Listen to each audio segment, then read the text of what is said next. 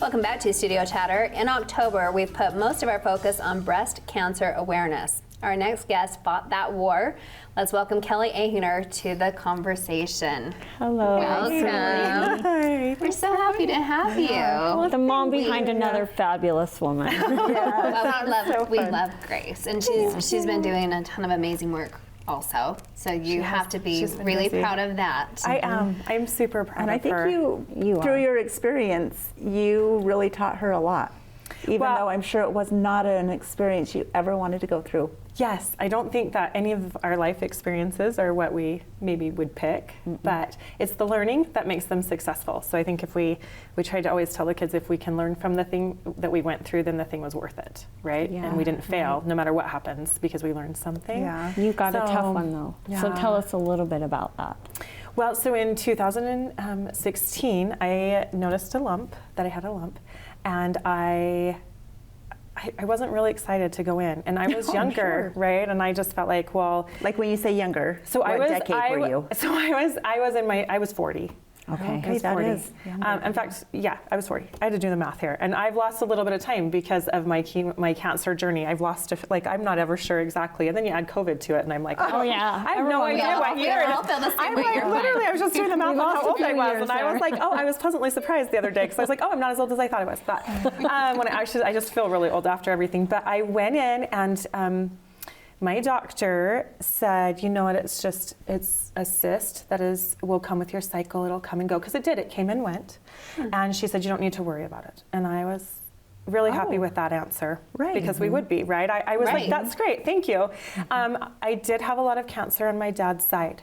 He had 5 aunts who died of the women cancers, as they like to call them back in the day. I think that's actually what it says in our history, women cancer. The women cancer. And she said it doesn't matter. It was your dad's side, and that's not. It's only your mom's side. Okay, this is 2016. This wasn't that long ago. Right.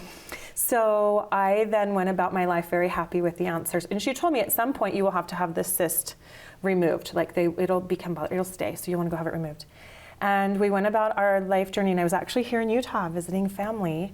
And I noticed I really wasn't feeling very well. I was really tired, and more so than usual as a mom. And the lump wasn't going away anymore. And so my sister had a friend, and had a good doctor's clinic, and said, it was advice that I go in. So I want to interrupt. What's the time now from the doctor telling you don't worry about it, and now you're going to go in? A year. Okay. Wow. A year. Even knowing that you had a lump. And it would kind of come and go, and then it stayed. And how long was that? Maybe So a couple months that I noticed it was there for good. But I really wasn't feeling good here in Utah. I have family. I decided I'll run in.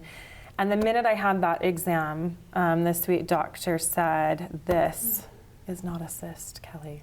And my life changed forever that moment. That moment, she sent me right into the hospital. Tests were started, and I knew within, I think, 3 days that I now had a stage 3 triple negative breast cancer that was invading lymph nodes, and now we have a whole different fight on our hands. Okay, I need to interrupt again. I'm so sorry. What's triple negative? So triple negative means that this cancer isn't fed by anything that they know. It's kind of the worst. Not that we want to say there's a worst or not, but an estrogen-fed cancer was one that they know what's feeding that. A triple negative cancer is kind of this whammy. They don't know how to turn it off. They can't starve it. They can't treat it that way. So it was a triple negative stage 3. And the lump had obviously gotten very big and invasive. So I was referred to Jennifer Tittenzer. I don't know how many of you know her. She's renowned in our area for this type of treatment. She actually then helped me get to Dr. Esplin, who I can't say enough about, and he's a Spanish Fork native. Yes, he's amazing. We totally credit him with saving my life, actually. He totally saved my life.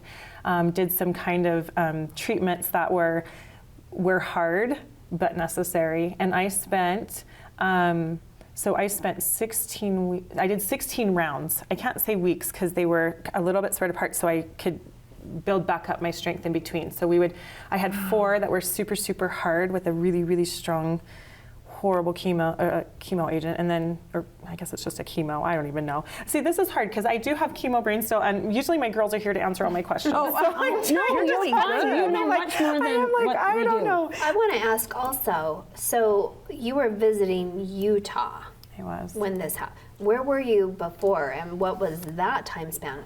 Obviously, there was a move. There was. So I was in Washington State when I Okay. got misdiagnosed, and then we had gone to California where my husband was working there, and so then I was just here. In fact, we had all of our stuff in storage in California, getting ready to buy a home, and we were just here visiting. So we did you decided plant here? We did. then? The Okay. minute it happened, it just happens so fast. It happens so fast, and you don't really have choices. And we knew people here, we had family here, and we. But your husband was starting a job in California. He was, and so we spent some time with him traveling back from California every weekend and trying to help, and then finally working here. And through all of this, we've just really learned that that it matters, right? A lot of things matter, like your dad's health, his history matters.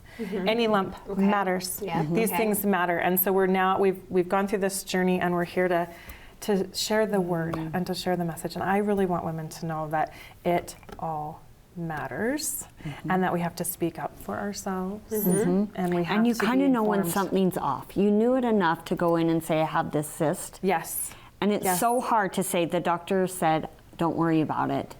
But in your head, like, no, I've got to take more action. The like, thing please is do that something. I definitely think that for all of us, and I look back on that moment when I walked out of the doctor's office and she said, you don't need to worry about it. And I really wanted to not worry about it. And now, Most people would, though. right? And now when I talk to people, they're like, really at 40? Or, okay, so I have the BRCA gene. I am BRCA positive. I'm BRCA1 positive. And so my Grace and my Kelby, my daughters, and my sons, because I actually got it from my father. I got my gene mutation from my dad, not my mom. Okay. And so men pass this along. So my boys will be tested to see if they're carriers. But it's amazing how many people say, I don't want to be tested for that. I don't want to know if I have that. They'll tell me of their family history, and I will say, you need to go be BRCA tested. You need to go see if you have, and anymore, it's a simple test. And It it's is. I got readily it done as well. available, right? Right. I've never heard of this. Yes, it's a gene mutation, and you need to see if you have it, if you have this kind of history. It ups your chances of having cancer. With BRCA1, it's about 90%. So And are you talking any sort of cancer? Or So just breast cancer? The women's. the women's cancers, those women cancers. If those are in your family, you need to go have this test done. And I can't tell you how many women don't want to know. And I'm like, why? And then they say, well, I don't want to have the preventative care. Because at this point, insurance says if you are BRCA1 positive, they will pay for all preventative surgeries, double mastectomies. They want to take care of it because you're more likely to have cancer than not. So they will go ahead, reconstruction, everything. They take care of it. And reconstruction nowadays, ladies, is fantastic. Okay. Just saying, I'm here.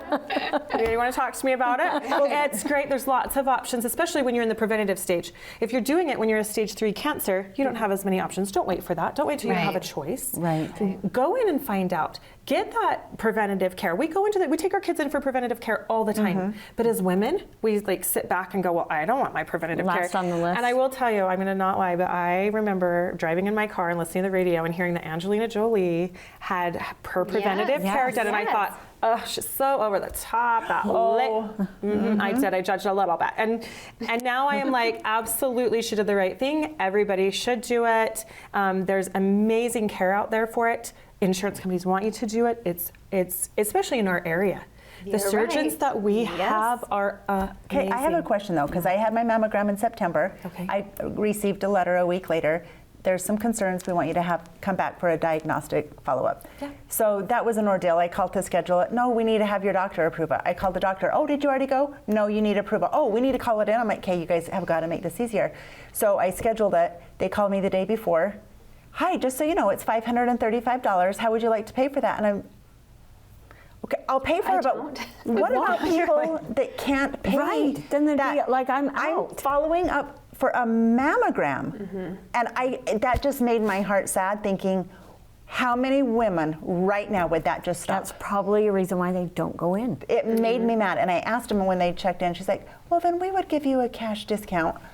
No, this should be free. Well, Yes. and when you come, so the Utah Health Department is fantastic in helping women with this as well. They actually give coupons for free mammograms, and if there's follow-up situations, they can help you. There's a lot of you just have to know, unfortunately, the questions to ask. So they have a lot of scholarships at the when you have to go do a follow-up, and they will pay fully for it if you need that. Okay. Money should never be a reason for you not to do this. Okay. Never, absolutely never. And So there maybe if I would have said, I'm sorry, I can't pay for afford that. for if it. you said I Yes. cannot afford that, I can't do this, then they offer some options. Yeah. How of about I different don't things. want to Give pay for pushback. this when you would do it for free?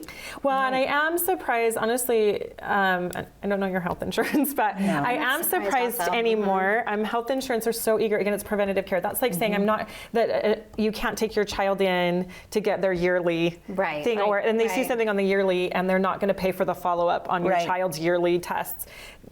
It's kind of that kind of thing. And so Yeah. you just have to, again, we have to understand that we have to fight for our health, and we have to fight for ourselves, and we have to say, no, I'll call my insurance company. I'm pretty sure this is covered, because I'm pretty sure that it is, right? And so definitely check on that. But I think when people see what a cancer patient goes through and sees what it looks like after 16 rounds of chemo, and then I can't even remember actually how many rounds of radiation that I had, and then we did You have all to of have my radiation too. I did, And then did you all have of a the lumpectomy, surgeries. a I had a full mastectomy? double mastectomy. Oh my Everything's goodness, gone. There Kelly. are no chances for women cancers to get this girl again. They took it all. In fact, it was just one right after another. Anyway, we could do a whole other segment on how those surgeries go and what those look And like. we will, and we Yeah. should. Yeah, I we mean, we're should. so thankful that you're here, that you're a Yes. survivor, Yes. and that you're speaking Yeah, it is to exciting. the. I am glad that I can be everybody here. that Yes. has any reservations about doing their Oh, I'm exams. so glad you're here. Me Yeah. too. Coming up next on Studio Chatter, we'll talk about how comparing ourselves to others causes some big issues.